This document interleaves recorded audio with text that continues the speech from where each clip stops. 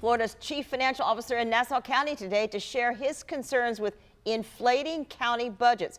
Our Zach Wilcox joins us live now from the Nassau County Government Building. And Zach, the CFO called himself a nightmare for local governments. Yeah, Jeannie, he joked that governments must, especially county governments, must just dread when he's come into town. He said that he's noticed out of the 12 counties he's looked at, generally smaller counties have seen larger increases in their budget, but none quite as big so far as Nassau County. So he's calling on county leaders to make a change, and he has a few ideas working their way through the state legislature that might help other municipalities do the same.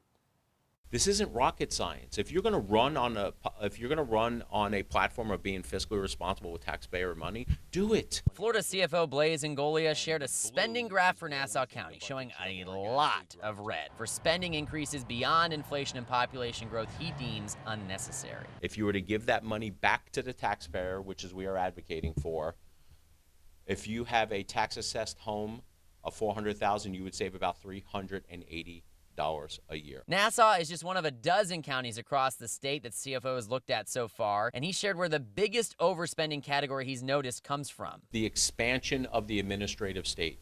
It is the addition of full-time government employees. Ingoglia believes some bills working through the legislature could help address his concerns, like one to require municipalities to identify possible budget cuts. Identifying 10% in cuts, whether you cut it or not. I want government to start getting in the habit of looking and making government more accountable. The CFO also weighed in on some spending that's certainly been catching attention in Nassau County in particular of late: paid parking. If you're going to pay government all this money in terms of property taxes and sales taxes, local option sales tax, you're going to pay gas tax, you're going to, when you're on your cell phone, you're going to pay community, a CST, communication service tax. What the hell do we need to add parking fees on top of that? They should have enough money.